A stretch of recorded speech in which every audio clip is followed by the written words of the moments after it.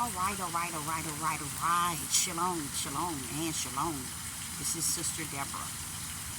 I'm coming with a video which I normally just upload on my YouTube. Not so much as upload, but go live. And I decided to do a video where I can also upload on my Facebook. Because I'm a YouTuber, so I normally go live on YouTube around about this time.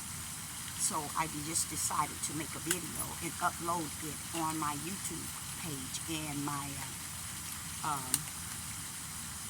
Facebook page.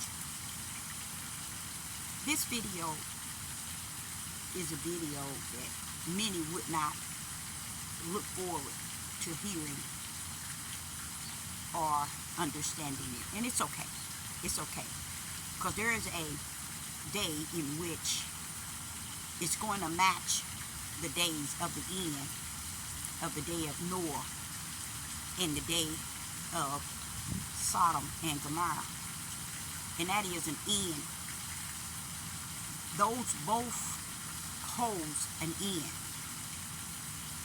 And we're in a day.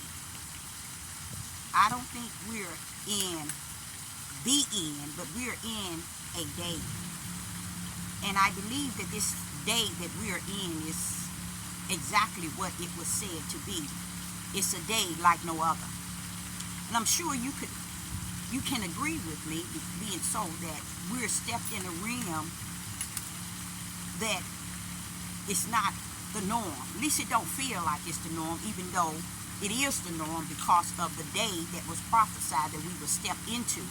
So that's what makes it normal, but what makes it not feel normal because we're in that day that was prophesied that will be a day like no other that have ever existed on the face of the earth. I myself, knowing who I am, in the position in whom I was, is, and shall always be created. 99 times a billion have no idea of what I mean when I said what I just said. And so people don't have a purpose of why they even exist. They have no idea of why they're here. You know, they just know that and think that it's all about the good times and being happy, just living out their bestest life. I say unto you, there is nothing better than having your true house in order.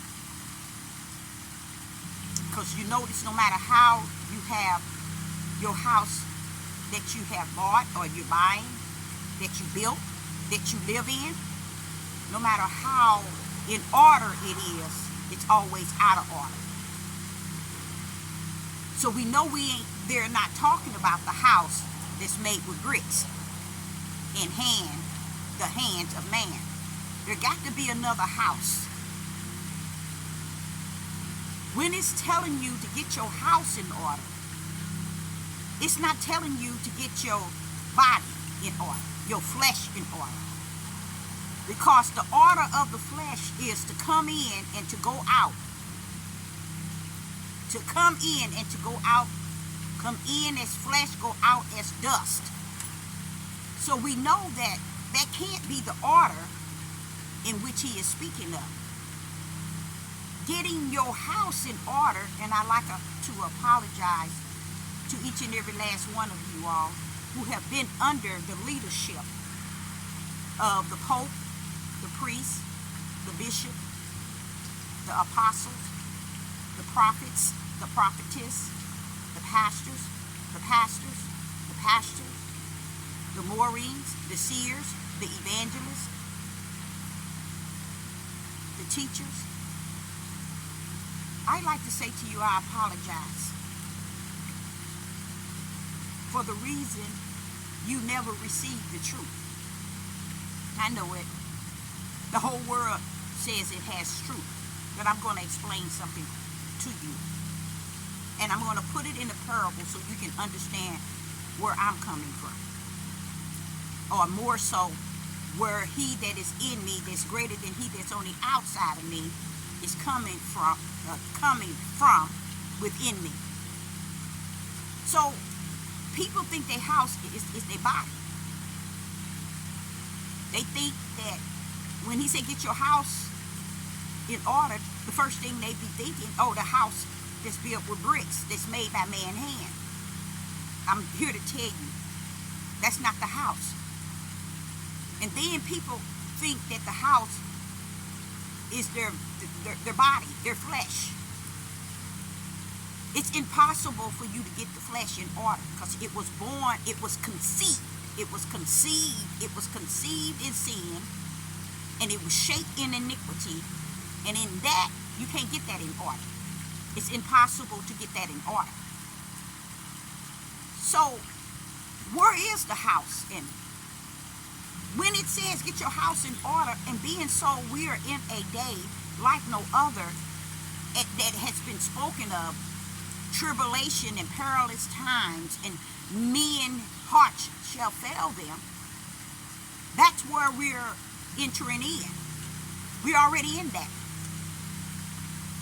Now, if our house is not in order,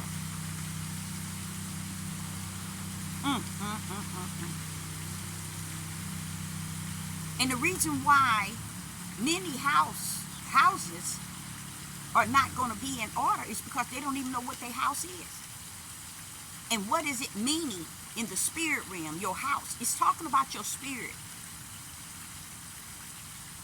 Many people have no idea how or where to start, or how to think it, or even how to feel getting your house in order. Because they have taken everything that they can see, everything that they can hear in their 2 ears, everything that they can touch with their hand. They have made it everything in their living, not understanding there's one thing that's greater than that which you can see. There's one thing that's greater than that which you can touch. There's one thing greater than that which you can understand. And that is the unseen that rests within you. We were all given that precious house. And it was an image likened to a creator who is a spirit. He gave us a spirit likened to himself. And 99.20 billion have no idea that their spirit is their house. And it is said, get your house in order. Because when the storm is over, everything has come and gone. The only thing going to stand eternal is your house. Your house shall never be destroyed. And yet you live in a house built by man, built by bricks, by man's hand. You live in a house that you put the finest clothes, eat the finest food, even though it's no good for you, and do things that please that house of your flesh, but never gave it a thought. What he blew in you was your own house itself. That's the house he's speaking of. Get your house in order. And I know it's too hard to do that because you're too busy working on your flesh as the house itself. And many out there are destroying that house itself. Many don't have a house made with bricks to call their house or their home. But they have themselves, which is their flesh. And they believe everything is connected into it. And they have no idea there's a house inside of the house you think is the house. And that is your spirit. He said, get your spirit in order. Many might say, well, How do we do that? Where do we start? Those are questions that cannot ever be answered, because the question rests within you, inside of that house. See, the flesh is weak. That's that fake house. But the spirit is willing. That's the real house.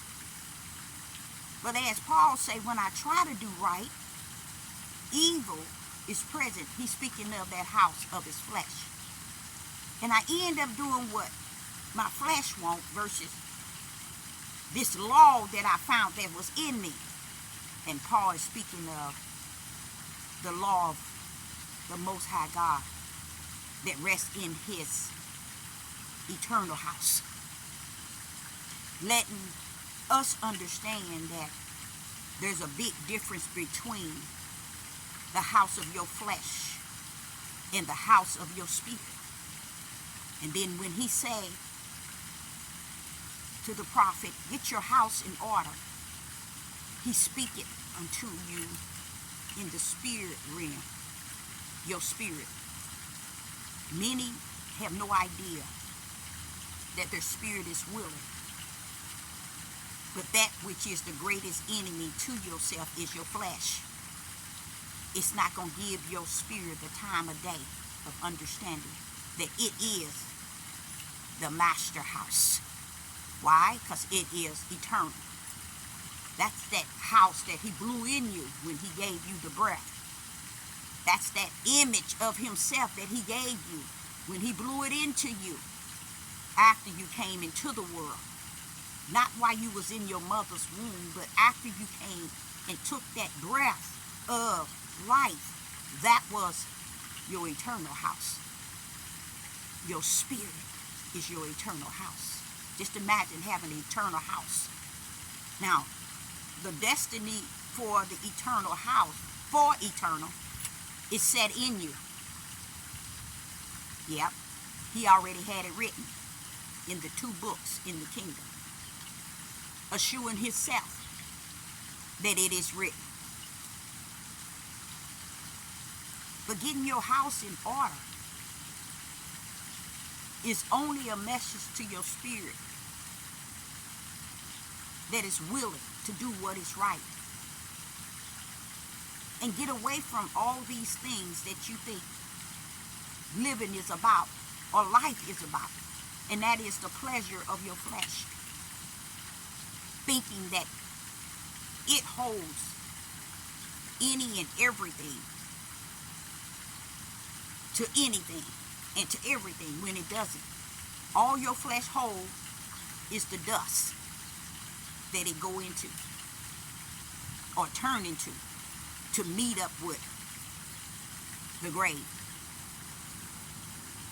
So I, Sister Deborah, say and leave with you, get your house in order.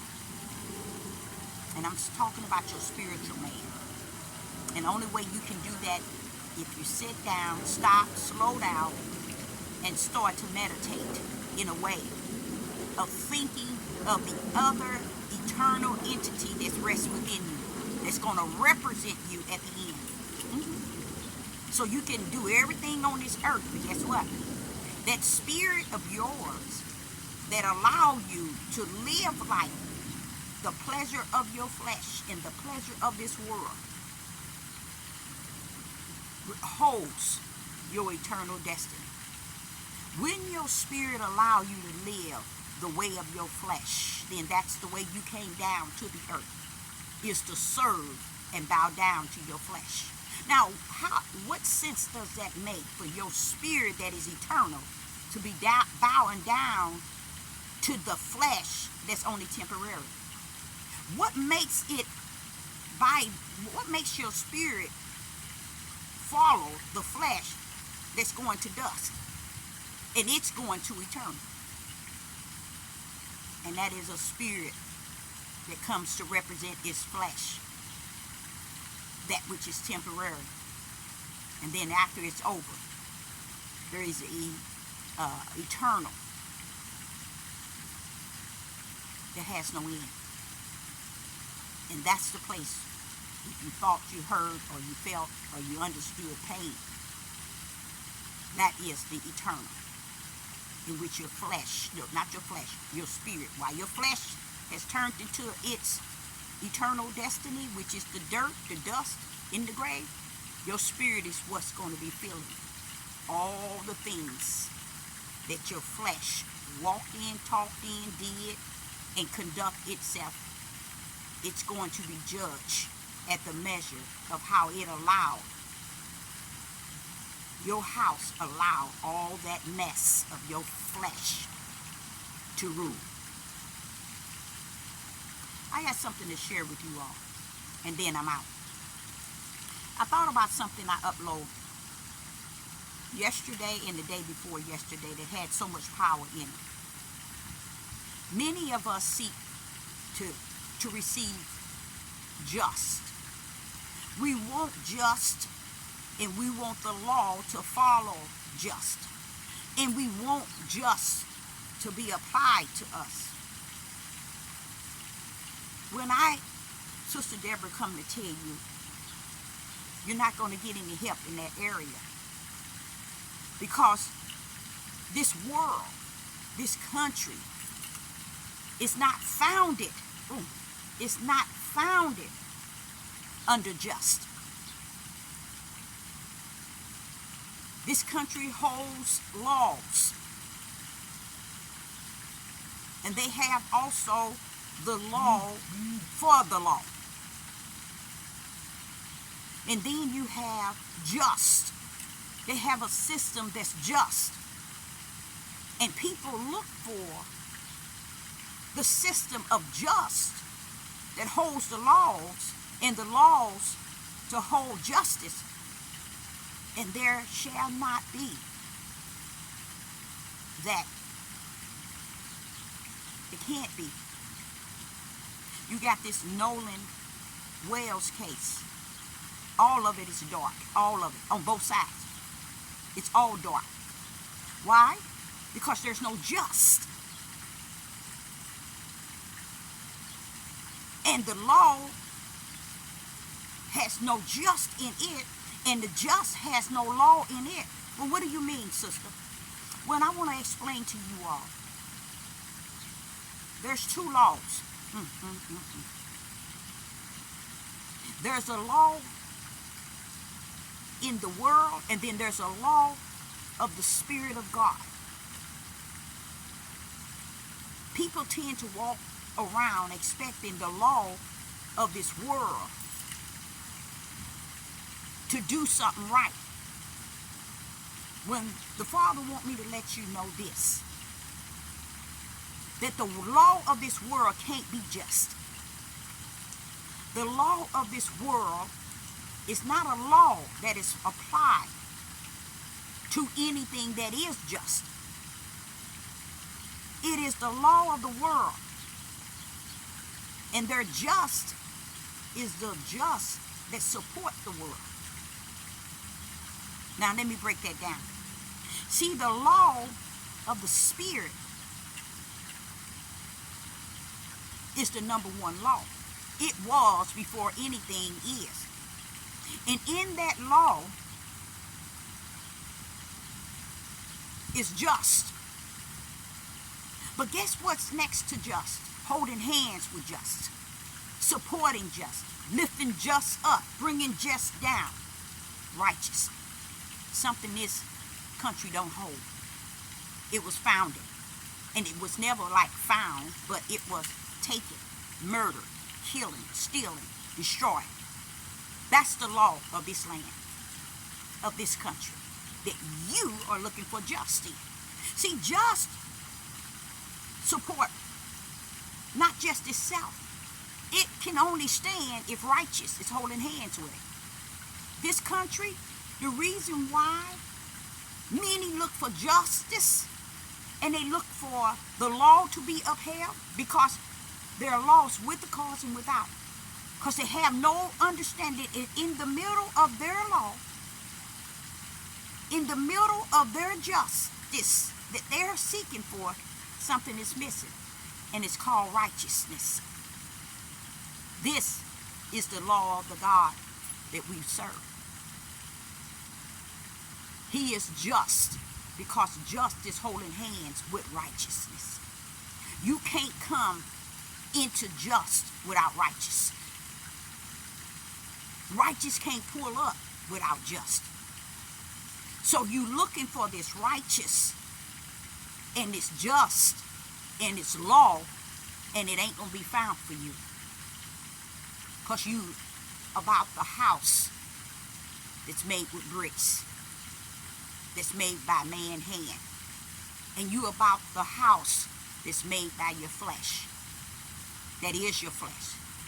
99.20 billion have no idea that when your mother and father conceived you, that was sin. And you were shaped in iniquity. So there's nothing good about your flesh. It's when you came into the world and the breath of the Creator entered into you that gave you what? A spirit of himself. And it's not of himself, like unto him. And 99.20 billion have no idea that your spirit is your eternal and your flesh is your temporary. So you live out that house in your flesh, and you ruin all your generations and your grandchildren, your children, your great-great-grandchildren, because you never taught them, you never gave them anything. You can leave them $1 or $2, you can leave them $100 million, but none of it means anything, because they can't take it with them where they're going, where they're ahead in eternal. Why not get your house in order, your spiritual house? Seek he that had given you your spiritual house through his breath. He's given you an image like unto himself through his breath after you come out of your mother. You see? So the house itself would never be that which your body think it has the power and authority over. That's not your house. The house can be given to you, can be taken from you, and that's why the world can do anything for its taxes. They can do anything to give you. You can purchase and work and struggle and buy a house, and they can come right before you and take it, because you all are in this mindset that my body and everything I like to enjoy in my body, how I like to do this and I like to do that.